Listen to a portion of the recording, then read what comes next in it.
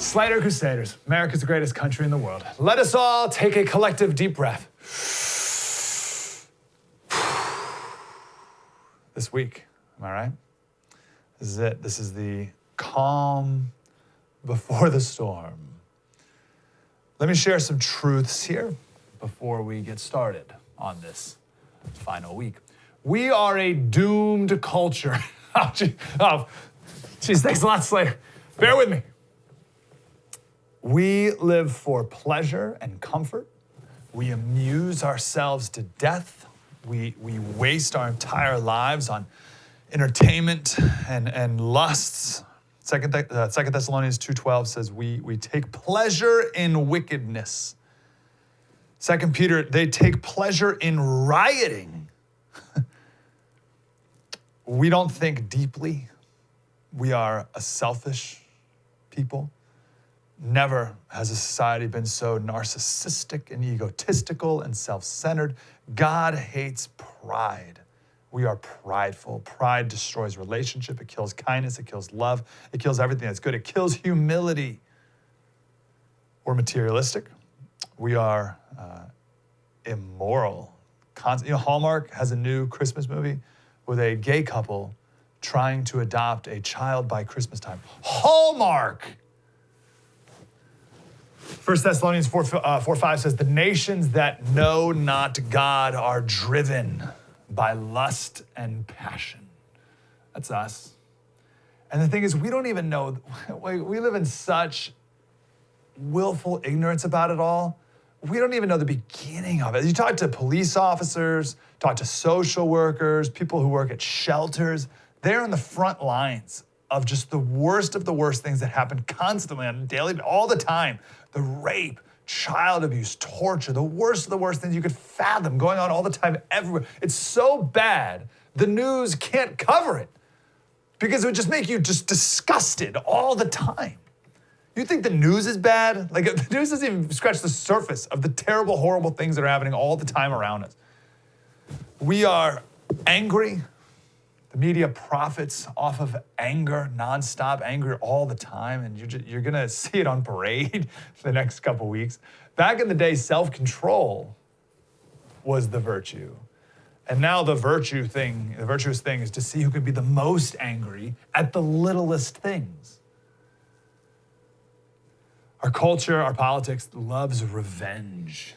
It's glorified everywhere. Every single aspect of our pop culture is based on revenge. There's no respect for authority, from parents to teachers to police, even to the government. And in many cases, the people in authority have done themselves no favors on that regard.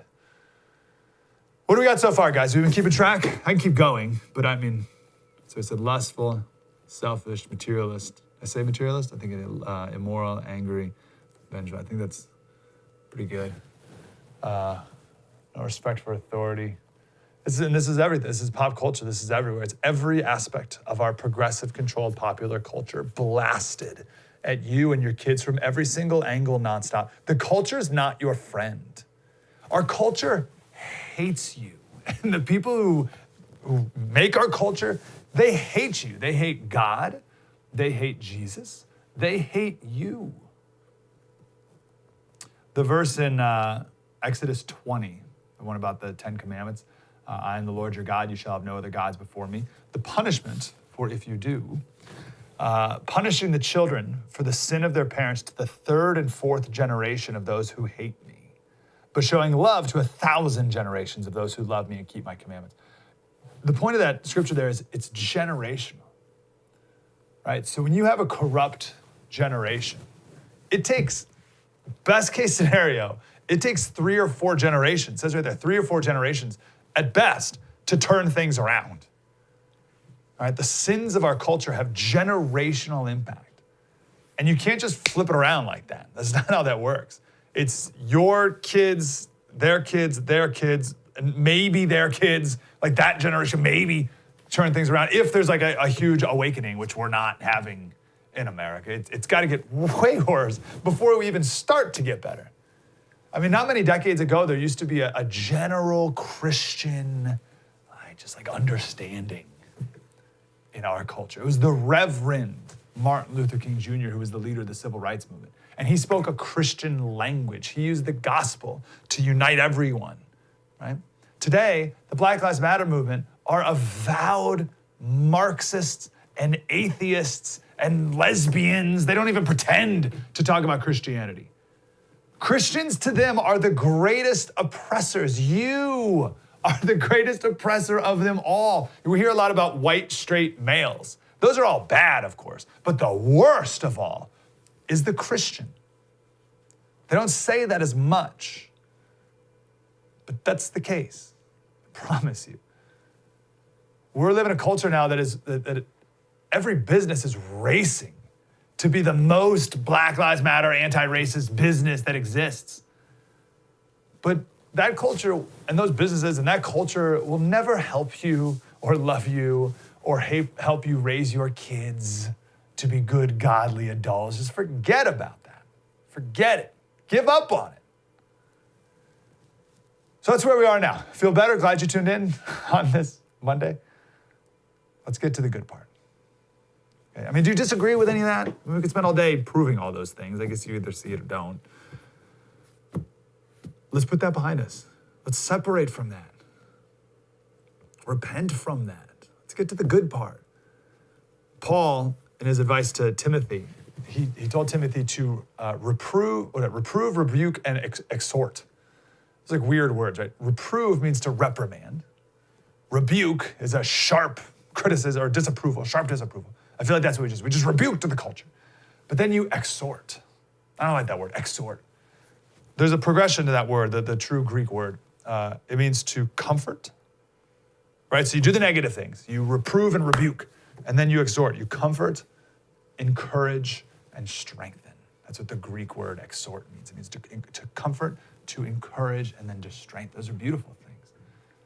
Right? So the point of all the negative Nancy up front for the first 6 minutes of the show is to forget about all that. Who wants that? Throw it away. Disconnect from it. Repent from it. And now what? So what do we do instead? Matthew 5:43. I think this is the most important thing to keep in mind coming into these next, certainly week plus. This is Jesus. You've heard that it was said, love your neighbor and hate your enemy. But I tell you, love your enemies and pray for those who persecute you, that you may be children of your Father in heaven. You've heard it 1 billion times. After that's one of my favorite verses. It's the less frequently cited part of it. He goes on and he says, what's the big deal if you only love people who love you? Pagans do that. The worst of the worst people do that. The Black Lives Matter activists do that. You got to love those who hate you. And as John MacArthur said, we'll quote from him in just a second, he said, you're never more like God than when you love your enemies. I'll say it again. You're never more like God than when you love your enemies, because you were one of the enemies that God loved. Romans 5:10, the Greek word is ekthros, enemies, ekthros. While we were ekthros, while we were enemies, we were reconciled to God. Some translations put it while we were still sinners, but the Greek word means enemies. While we were enemies, we were reconciled to God. All right, so here's the line from John MacArthur. Your enemy is your mission field.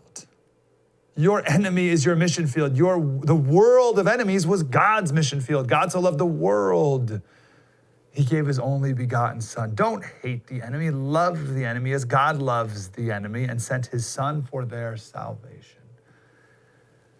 And as John MacArthur told us all a couple weeks ago when we had him on the show, he said, don't try to save the world. Don't try to save the country from worldly evil. It's impossible.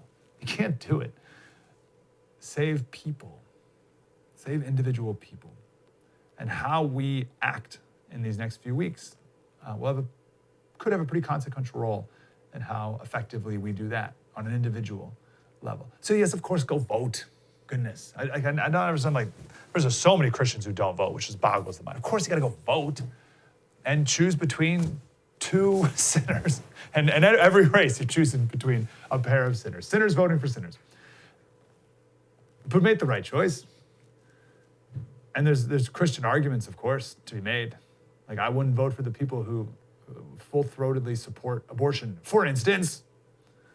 So vote of course. But then know that God is in control. And all I can focus on is helping people become Christians and Christians be better disciples, myself, of course, included, because really that's all that matters. And I want to say that now because no matter what happens in 8 days, is that right? 8 days? Yeah. We've been in double digits. It's the first time I've thought of it less than 8 days, less than 10 days. Whoa. So no matter what happens, and listen, if Trump wins, I'm going to be very happy. And if Biden wins, I'll be very upset. But it's all the reminder that while everyone else is hyper-focused and their existence is hanging on the outcome of this presidential election, your hope and joy is in something far greater and eternal and joyful and peaceful. So in the next 8 days, we're going to dive into the sport of all of it. Because in the end, it's really just a big sport. It's the final week, but we're not going to forget what really matters either. And as Jesus said in John 16, I've told you these things so that in me you may have peace. In this world, you will have trouble. That's next week. That's the next week. In this world, you will have trouble. But take heart. I have overcome the world. The Greek word is tharseo. Tharseo, I believe it is, tharseo. It means to be of courage, but it also means to be cheerful. Be of good cheer, tharseo. So, and it's amazing because he doesn't say, man, in this world you will have trouble, so just hang on. Hang on, moan, whine, complain, and just like bin and grin and bear it, and then you'll die. No, in this world you'll have trouble. Tharseo, take heart. Overcome the world. Be of good cheer. So let's decide right now, no matter what happens these next few weeks of trouble, let's be of good cheer. Also, no matter who wins, I think the price of gold and silver are going to go way up because it's about the value of the dollar. It's uncertainty and the value of the dollar. Those are the most important things. So if Biden wins, forget it. Right? We're spending like we've never seen before. Biden care, we heard about. If Trump wins, we still have to pay for all the spending from COVID bailouts. And that's spending like, we've shown the graph before, like doesn't even compare to the 2008 stimulus package stuff. It's like orders of magnitude greater. And if there's no decisive winner this week, I mean, all heck's gonna break loose. And the peace and the security that comes from owning secure metals, right? And the most secure metals in all of history, the history of the world, those are just gonna go up. And all you have to do is call Patriot Gold Group right now before everyone else does and get some gold in your hand. Now they've said, because I bought some more the other day, they've never been busier. But call them, a human being will pick up the phone. And I can't make you a guarantee. It depends on what you buy and how much all that stuff. But it took me 5 days to get gold from Patriot Gold Group in my hand, gold and silver. So you can still buy it before the election, right? Buy it and get it even before the election. Regardless of who wins, I think gold and silver are gonna skyrocket. And it's something you can own forever. You can have it forever, pass it down to your kids. Jack, the CEO, we talked to him last week, he told us, I forget the numbers, this is ballpark, don't quote me. It was something like in 1978, if you put $10,000 of cash in your mattress, it would have the purchasing power of like $1,800 today, like nothing. But if you put that $10,000 in gold, it'd be worth almost $500,000, like ridiculous. And you can own gold, you're allowed to, just do it. 1-800-798-4260, 1-800-798-4260. Ask them about the no fee for life IRA. And there's also no commissioner fees when you sell, which is super important, right? I always like an out. So if you own this and you wanna cash in on it, in a month or whatever, just give it back to them. No commission, no fees when you sell it. 1-800-798-4260, patriotgoldgroup.com.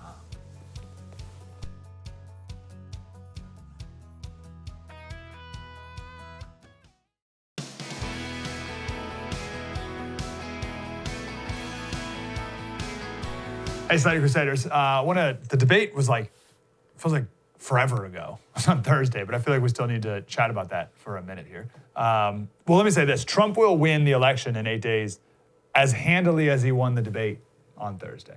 Some of the best lines, and we did a whole analysis on my radio show. You go to Slater Radio on Twitter or Instagram or Facebook, and you click on the link tree, and my radio show's there, the TV show, podcast, everything's all right there. And we did a 3-hour analysis of the debate. It would have been last Friday's show. But my favorite lines were, I ran because of you, Joe. I ran because of you. Who built the cages, Joe? That was his tone the whole night, too. Who built the cages, Joe? And there was a great moment. This was the most overlooked line. Biden said, where's this guy from? What is he talking about? Where is he from? And Trump said into the microphone, Queens.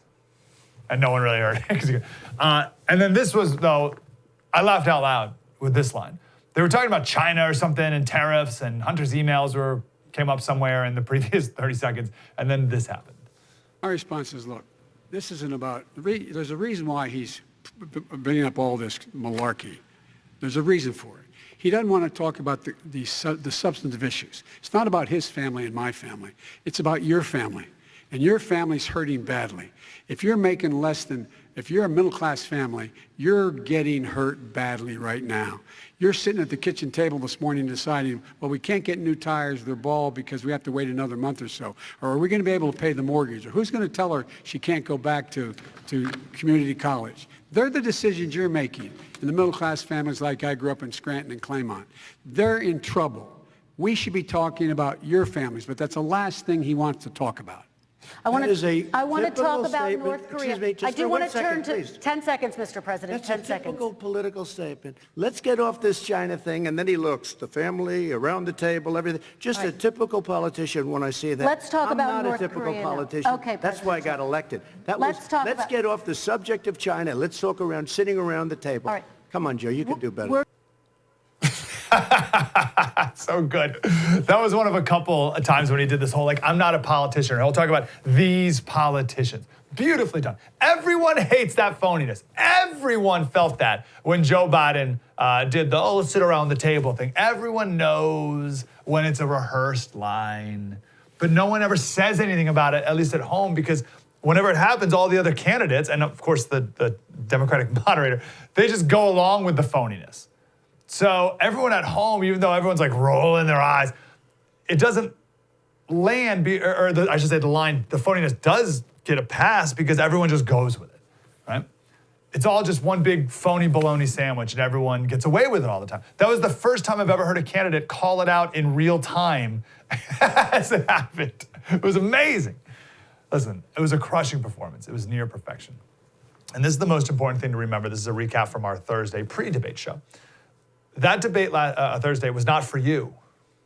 The rallies are for you and me, right? The rallies for the Trump supporters. The debate is for the low propensity Trump voter. These are people who normally don't vote. Maybe they've never voted. Maybe they voted for Obama, if at all. They voted for Trump in 2016, but they did not vote in the midterms of 2018. So they're just not regular voters. They're a low propensity Trump voter, lean towards Trump. But not really big voting people. They want to, though. They're inclined to vote for Trump, but they're a little hesitant. And they're hesitant because they've been influenced by the media's characterization of him for 4 years, being evil and out of control and terrible and the worst person in the world. And no one wants to vote for a terrible person. So there's a little bit of cognitive dissonance going on, right? Every voter wants to be the good person, to be the person who votes for the good person. And the media says, you can't vote for Trump, he's a terrible person. So all Trump needed to do was to show that he has self-control. And the words we used on Thursday were Trump needs to be calm, composed, and concise. It's the low propensity voters who win the election. Of course, you need the turnout from the base, and Trump has that. But it's the low propensity voter that comes out and makes the difference. And he absolutely did that on Thursday. Those people, they needed affirmation that he can act presidential, almost like permission. People just need permission. Oh, he's not as crazy as the media has been saying he is, clearly. I could vote for him. We're gonna spend more time talking about this on our special on Friday.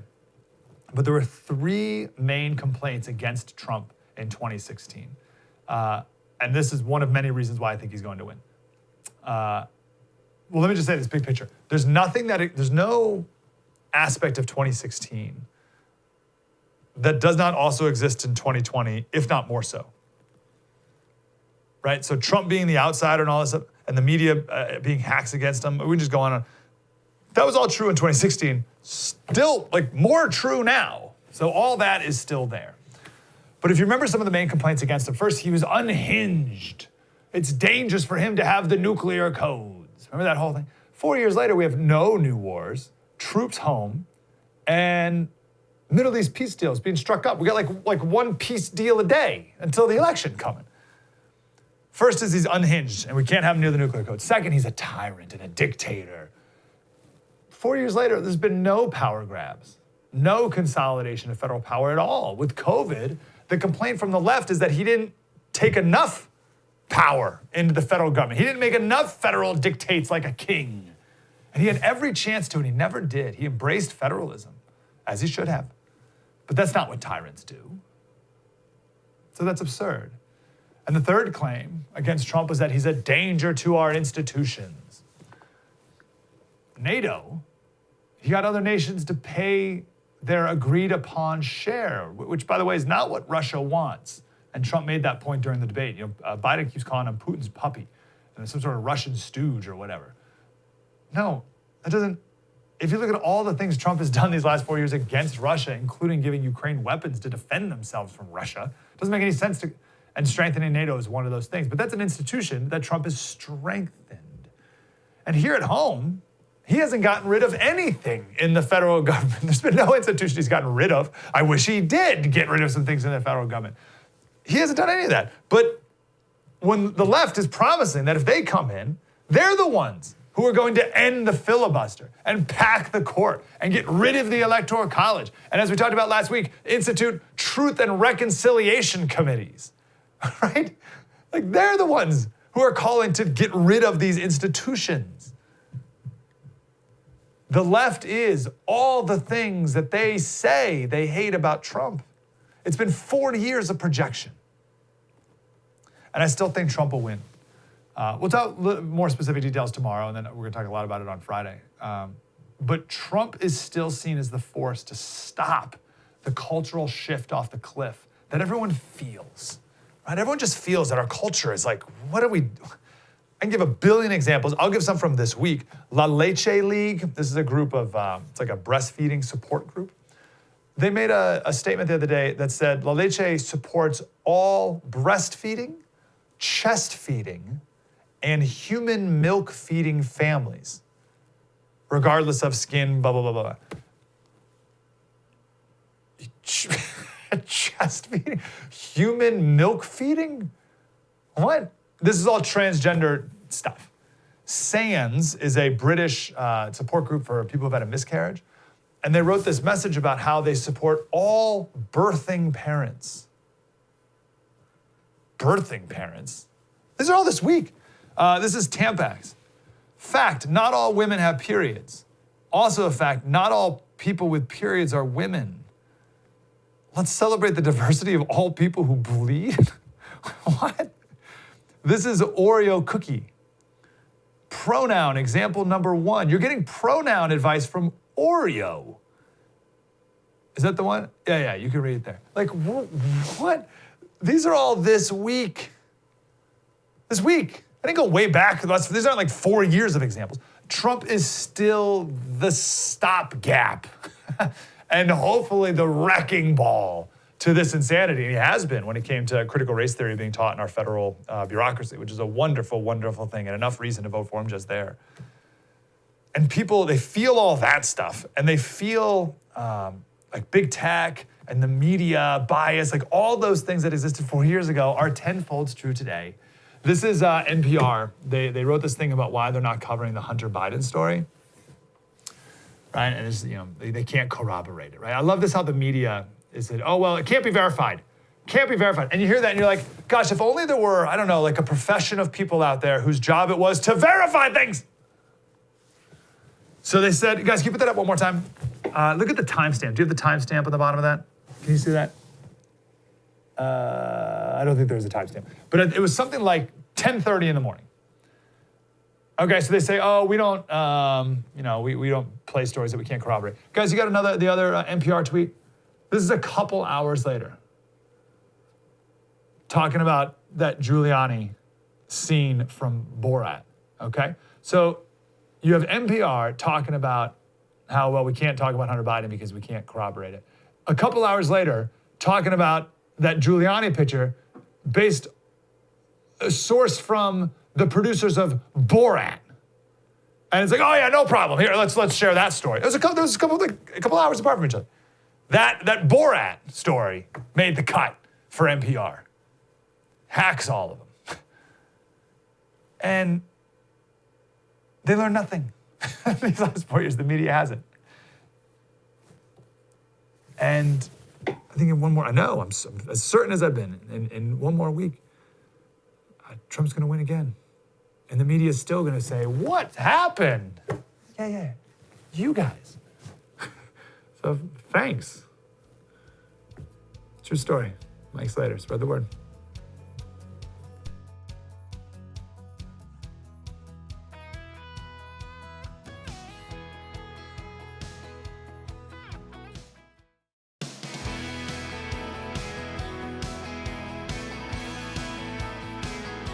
Hey, Slater Crusaders, in all the chaos and craziness that's happening, the election 8 days away, let's take a moment here and celebrate the day that Amy Coney Barrett is going to be confirmed for the Supreme Court. Like, that's an incredible thing that we cannot overlook. Patrice ONWUKA is here. She's a senior policy analyst at the Independent Women's Forum. How are you, Patrice? I'm great, Mike. How are you today? Yeah, wonderful. And again, extra wonderful because of this today, what's happening. Like, that's amazing. So there's two things to reflect on. First, that Donald Trump, the number one reason I would say he was elected by maybe some skeptical conservatives was because, well, let's get to Supreme Court nominees on, but no one was really sure what he would do. And he's nominated these three amazing people. So let's reflect on that. And then let's reflect on the fact that Republicans had the backbone to actually follow through with this process and not, do what Mitt Romney or whatever would have wanted to do. It's like, well, let's just see who wins. What do you think about those two things? Oh, number one, amazing. Let's look back at 2016. About 1 in 5 voters voted because of the Supreme Court nomination. And President Trump dominated 58% of those votes. So you're talking about a substantial number of people who are voting 2016 because of the Supreme Court. He's delivered 3 justices to the court, which, as you laid out, and that's a campaign promise fulfilled if you think about it. And now the possibility of even another justice under another Trump administration, I think, is a good motivating factor for a number of voters. And these justices are absolutely well qualified. Thankfully, this process with Amy Coney Barrett has not played out the way we saw with Justice Kavanaugh and the late in the game ridiculous allegations that came from the left, right, and center and were given so much free press. So we haven't seen that. Democrats, at most, they have just tried to talk about her, what she would likely do. But as conservatives, as people who want to be faithful to the law, who want a justice who will be faithful to the law, she has not given any indication. And at best, they can say, oh, she's obstructing what they'd like to see. We don't want to see a justice who's pushing her own agenda. We want a justice who's going to look at the law, the Constitution, and the specifics of every case. And I think we've got that with ACB. I think the Kavanaugh episode was the lowest of the low for our media. I think that was the absolute worst. And I think it was a turning point for the president, too. Because he even mentioned it, I think, in the very beginnings of this with ACB. And he's like, listen, the way they treated Kavanaugh, like, all bets are off. Like, we're just doing this now. I remember that, and it should have been a turning point, rightfully. Last night, it was ridiculous. I'll just add, Mike, one thing. Now Democrats are they want to go to a new low because of Merrick Garland, and because, frankly, of Kavanaugh and 3 justices. They are now willing to blow up the entire senatorial process and get rid of the filibuster and then pack the courts. And they're packing the courts now simply filling an open vacancy rather than actually expanding the number of justices so that they can meet their own their radical agenda, which is just ridiculous. So that's where we're at. Yeah. It's crazy. And then the next part is actually packing the court, like adding members. the media is now calling depoliticizing the court. All right, these people are such hacks. Okay, let's talk a little procedure. So last night was the vote for cloture, 51-48, but Kamala didn't vote, so it would have been 51-49. But I guess is it Murkowski who voted to not for cloture, but she said she is going to vote today. So what's all that about? Political.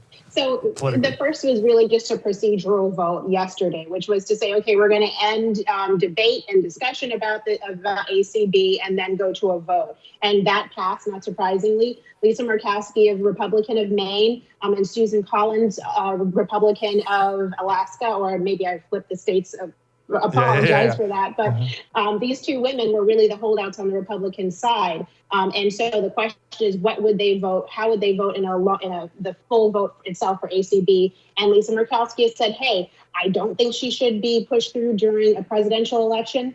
And that's why I voted against moving her forward for this final vote. But my final vote is going to be yes, because based on merit, based on her qualifications, she is superbly qualified for this role. So, Lisa Murkowski kind of did a little bit of a dance, but, at the end of the day, what matters is how she feels, whether it's good. Her vote is a yes, and it is a yes.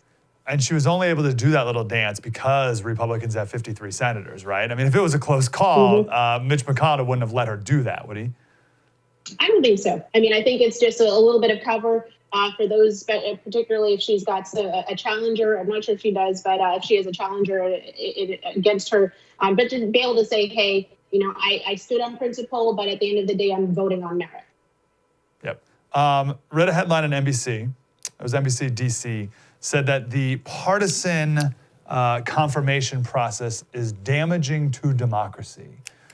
Maybe you can speak to that, or just how the left is spinning this whole thing as like this huge outrage at the end of the republic, et cetera. So there are two processes at play here, right? There's the nomination process, and then there's the confirmation process. The confirmation process, and I guess to some extent the nomination process, they're going to be determined by who's in charge, who's the president, and what side of the aisle he falls on, as well as the Senate and on the Senate side, right? Republicans are able to get through this nominee. That does not mean, though, that the justice is a partisan person, or that justice is going to enact their own agenda. And I think that's what you really want listeners and understand and viewers to understand. Just because a Republican president nominated a justice doesn't mean this is going to be a Republican justice, so to speak. We have seen in certain cases, Republican presidents nominate justices to the Supreme Court who ruled against them. I mean, I believe Justice Kavanaugh ruled against President Trump in his tax returns case. So, this idea that these justices are politicized is wrong. Now, I do worry when you have Democrats in the far left saying, oh, we want certain types of justices who meet a litmus test. You've got to support abortion. You've got to say that you would support abortion and protect abortion. That is what a partisan justice would look like. And that's what we don't need on the bench. Now, all that being said, do you see Roe v. Wade from a legal perspective being overturned eventually? I don't, but it depends on the case that comes to the Supreme Court. I mean, Amy Coney Barrett in some of her previous writings has upheld that, hey, this is the law of the land, and if at best you might kick it down to the states for the states to decide within their own realm whether they're going to permit abortion. Do I see it standing? I mean, I don't know. I really don't. And at the Independent Women's Forum, we actually don't really cover abortion because there's so many great organizations that do. But I think what's most important is we've got a justice who will look at the specifics of the case and then figure out, what the challenge is and whether it meets any sort of constitutional or legal standards. We'll see. Patrice ONWUKA, Independent Women's Forum, IWF.org. Patrice, awesome to talk to you. Appreciate you. Good to see you, Mike. Have a great day. We're going to come back with Professor Vincent Racaniello from Columbia, and I want to talk about the latest with the vaccines, and because I've seen a bunch of different vaccines now. So we'll get the latest with that and the process coming up next. True story. Mike Slater, spread the word.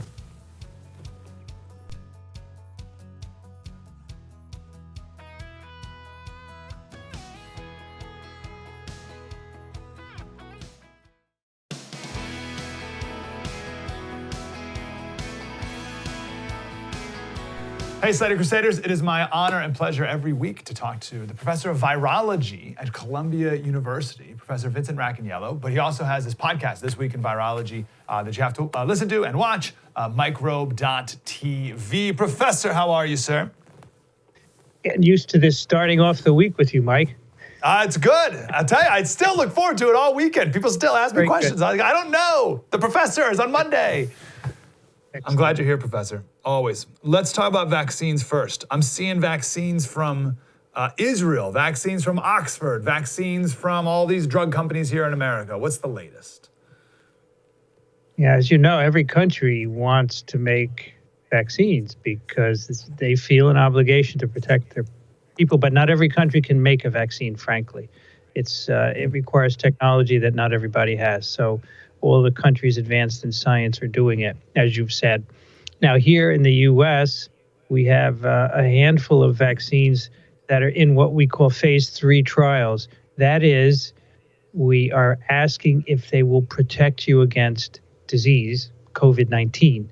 And right now, you know, tens of thousands of people, Moderna vaccine, Pfizer vaccine, and others, these vaccines are in people, and we're going to see if they work. Now, how do you see if they work? What happens is each company has a number of cases that they want to see, and then they'll look at the data. So these numbers were released last week. The companies released their blueprint, which is really unprecedented. Most of the time they keep this secret. But for example, Moderna said after 50 infections, we're going to look at the data and say how many of those were in vaccine recipients and how many of those were in placebo, right? And if you get so much percent protection, say 60%, they might consider going ahead. So the key is, if the vaccine turns out to be really good, you can no longer justify not giving it to people. So you have to end the trial and give it to everyone. And then you lose out on getting the data you need. And on the other hand, you can protect people. So these companies feel that starting in November, because of the outbreak size now in the U.S., there's so many people infected, they're going to get the numbers that they need to say whether their vaccines are useful or not. But, it's only a handful of companies. And so it's not enough to immunize everybody. So we're going to depend on more and more production. And some people are saying it won't be till the fall of 2021 that everyone in the U.S. Will be immunized. That's wild. Okay, I got so many interesting things there. So I hear a lot of trade-offs. So are those numbers, what you said, those are the actual numbers, right? 50 people, was that a real number, or were you just giving an example? That's what one of the companies said when we have a couple of what they call stopping points. So first, we have to explain something else. There's an independent board called the Data Safety and Monitoring Board, which is independent of the company. It's made up of experts. And they're the only ones that get to see the data decoded, like who got placebo, who got vaccine. And the company sets up ahead of time stopping points. It says when we get to 50 infections in this trial, then the DSMB is going to look at the data.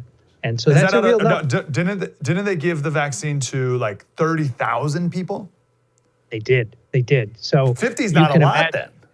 No, but it depends on how much infections are going. So it's not a lot. No, we're going to reach that. No problem. That's pretty quick. Of course, yeah, wow, okay. Depending what part of the country, because some parts of the countries have lower rates of infection than others. So it depends where they're giving this to the people. But yeah, it's not a lie. That's a real number from one of the companies. Another company has a different number. So the interesting trade-off there is, you say if it's a very effective vaccine, then do they stop the trial and just give it to everyone? Yes. So the DSMB will say, let's say this vaccine is 70% effective at preventing COVID. They will say, you have to stop the trial and give it to everybody now. You can no longer justify, it's no longer ethically justified to give the placebo, which is just salt water, to some people when they're not going to be protected, right? And they would stop the trial and go ahead and give it to everyone, right? Everyone in the trial, or they would just start making it for the country?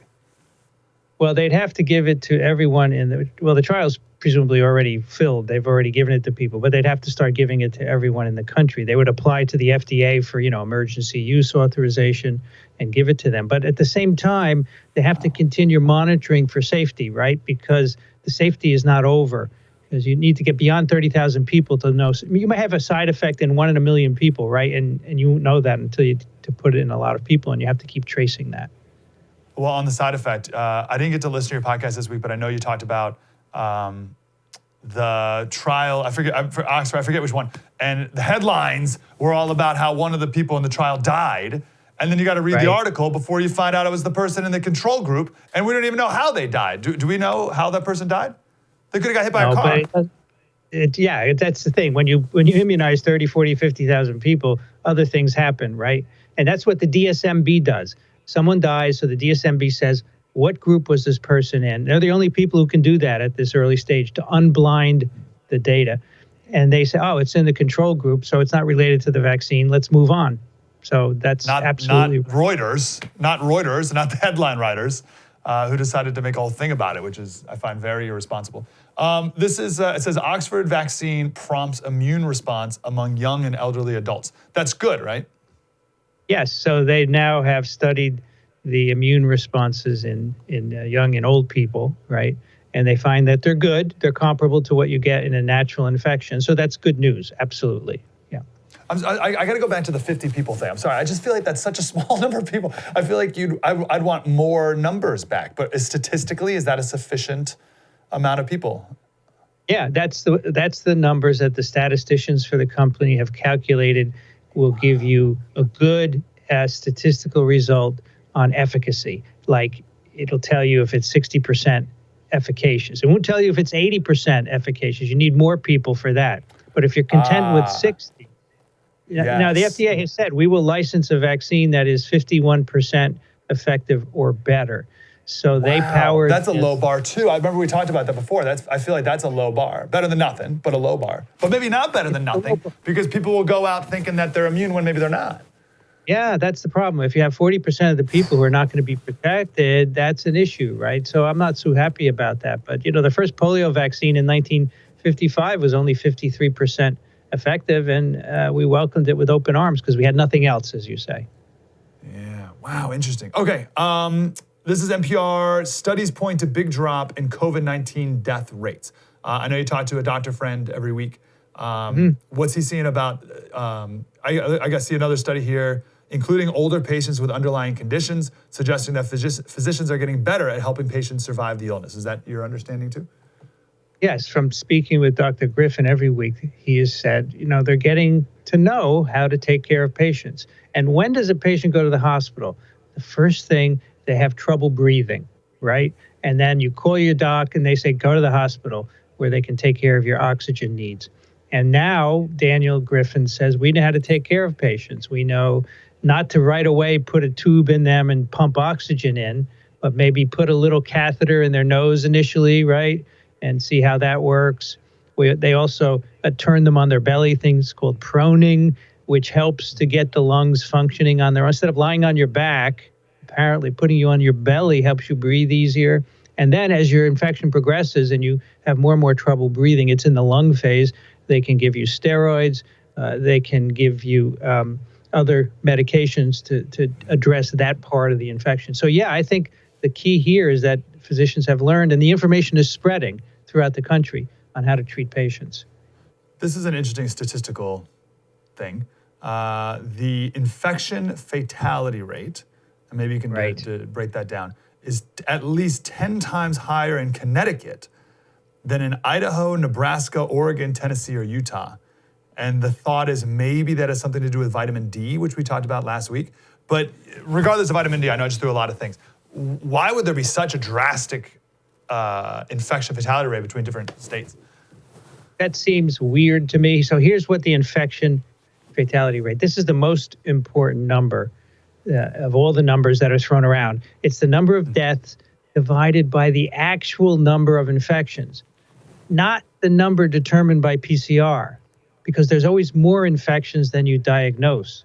It's the actual number of infections, and you don't know that, so you have to calculate it by statistics, right, from the PCR data. But that's an important number because it tells you how many people would die if everyone got infected. So it's something less than 1% overall in the U.S., but that's still a lot of deaths, right, if everyone got infected. Now, why it would differ in different parts of the country seems odd to me, unless they're having trouble taking care of patients in one region. I think it's unlikely for Connecticut. Maybe they're having a lot of infections, right? And that's pushing the death rate up as well. So I think we need some more time to figure out what's going on there. It seems a little bit odd to me.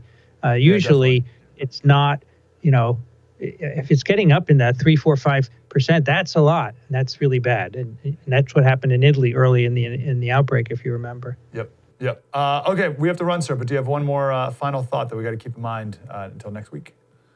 So in some parts of the country, schools have opened with proper precautions, right? Distancing, face masking, and they seem to be able to keep the infection at low levels, which is good. It's still a bit early. It's only October, but I'm encouraged that if you go to school under the right conditions, you might be able to regulate the number of infections. So let's keep an eye on that in the next coming weeks. I think that's a really important metric.